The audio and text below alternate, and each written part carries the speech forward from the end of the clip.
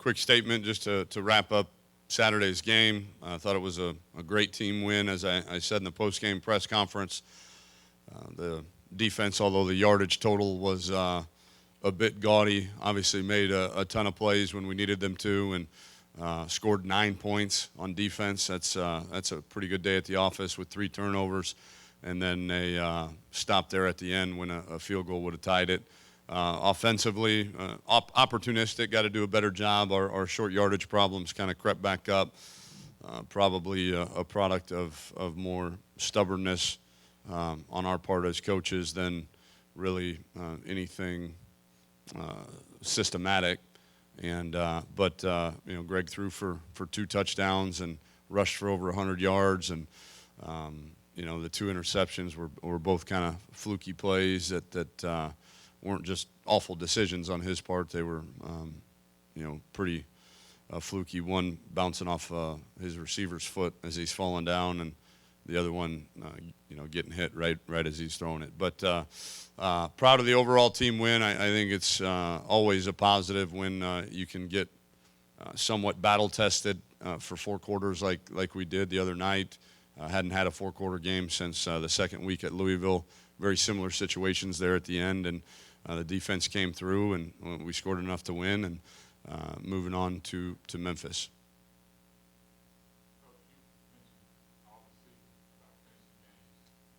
There's another statement of going in that direction, finishing game. Well, defensively it was. Offensively I think we took the ball over with 4 minutes and some change. You'd like to be able to run the clock out and get a few first downs and take a knee, but we did get I think we got a first down on that series, caused them to use their timeouts, which then made it a little bit more difficult for them to drive the field. We had a really good pooch punt, downed it on the 14-yard line, and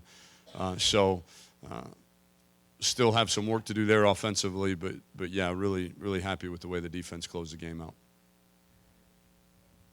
Tom, you had mentioned a little bit of stubbornness down inside those goal line situations. How does that work in terms of communication on staff? Is there somebody that maybe helps in terms of, I think you said, come to senses after the post game? Is there somebody that kind of helps in terms of facilitating those decisions? I know that it's very quick in the way it unfolds. Yeah, I don't know on a play-by-play basis. I think maybe in between series, that's kind of my job, to be honest with you, is to kind of look at the big picture and kind of see what's going on and provide my expertise and opinions and feedback, and was probably a little bit late in doing that. But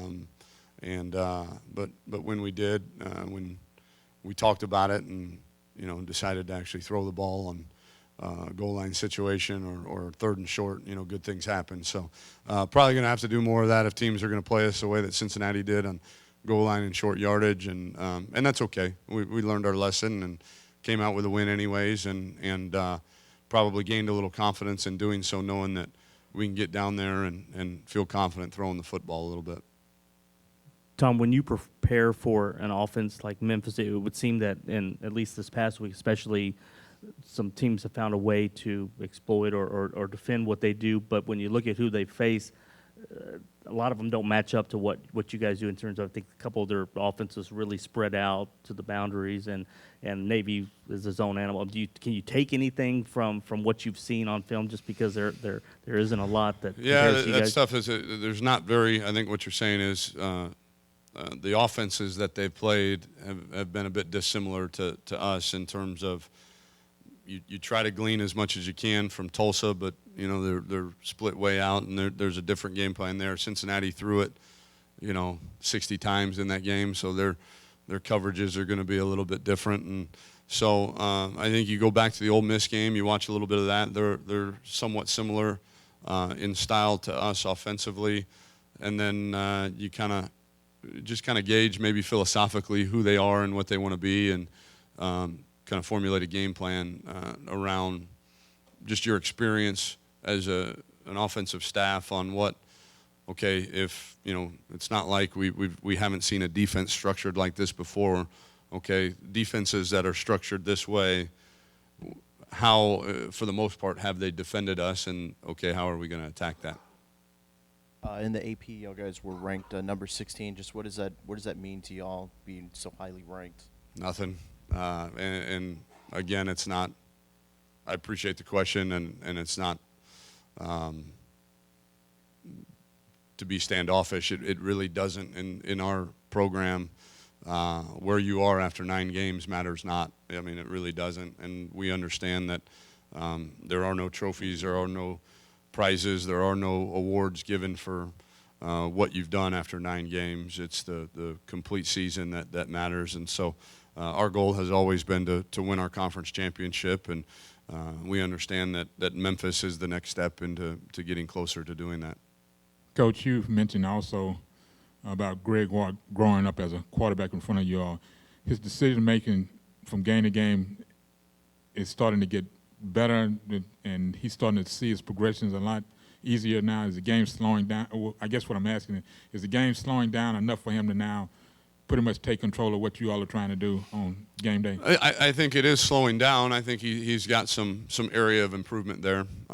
Still, we're talking about a kid that's played college quarterback for whatever it is, 16, 17 games, and it takes a while for those game reps to kind of materialize into some better and quicker anticipation, and he's getting there, but still got some room for improvement. 2 quick things. Following up on Ward, when teams have slowed him down early, how has he handled that, not just on the field, but, in terms of his demeanor? How has he handled when teams have kept him, in check early in the game? He's been great.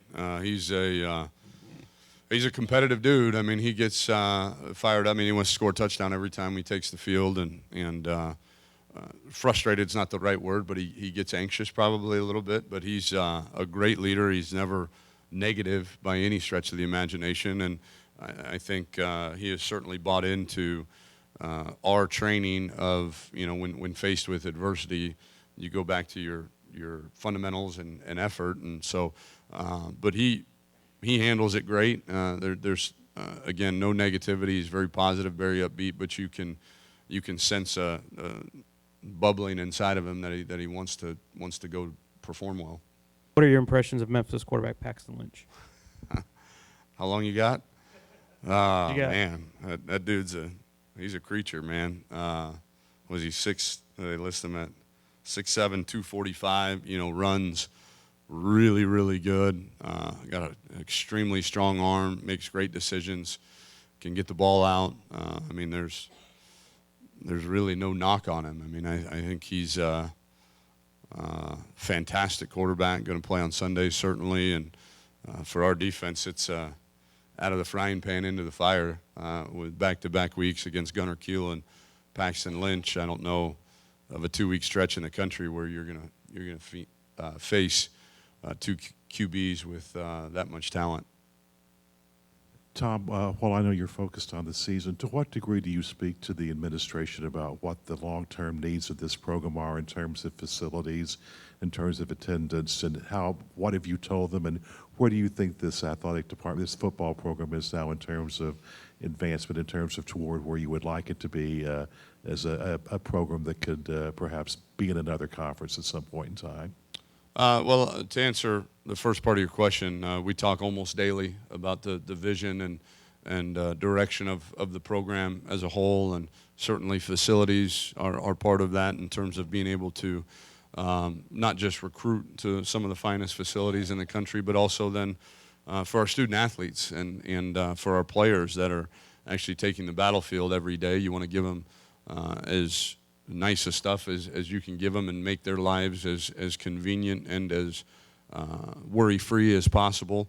And I think for the most part we're making progress. Us coaches, we get a little impatient at times, and I understand that this is a bit of a bureaucracy here when you're dealing with higher education, and there's steps that need to be taken in terms of where you want to go. It can't happen overnight, but I do think we're headed in the right direction. I think the sky's the limit for where we see ourselves, and certainly never going to comment about another conference, man. We've got 4 teams in this conference right now that are ranked in the top 25. This is a damn good conference, and with some really good football teams. And one of them that's not ranked, we just played last night or Saturday night and beat them. So in the last 25 years, men's basketball and football have a combined 3 conference championships at the University of Houston. So we understand that we've got to take care of winning our conference before we start talking about anything else. It's just an example of something that you would need or something you think this would be the first priority, other than winning a conference championship, that would sort of get you a little further down the road. No, I think it's, we talk about an indoor facility, and I think that's on the horizon someday.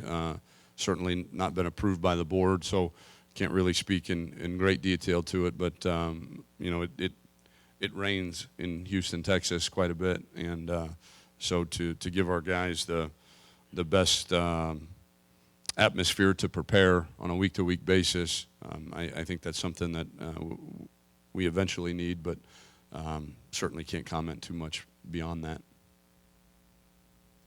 Coach, what are your impressions of Memphis's defense? The offense is the big story, but their defense has kept them in some games this year. Yeah, opportunistic.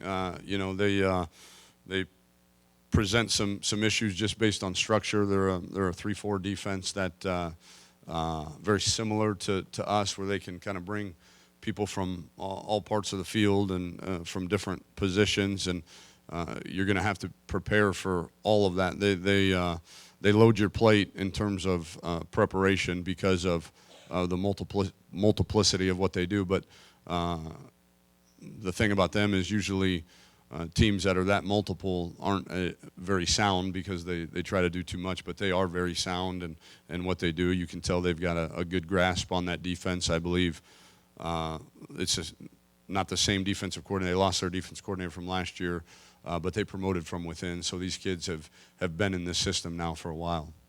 How do you simulate their offense with that quarterback as you prepare for him?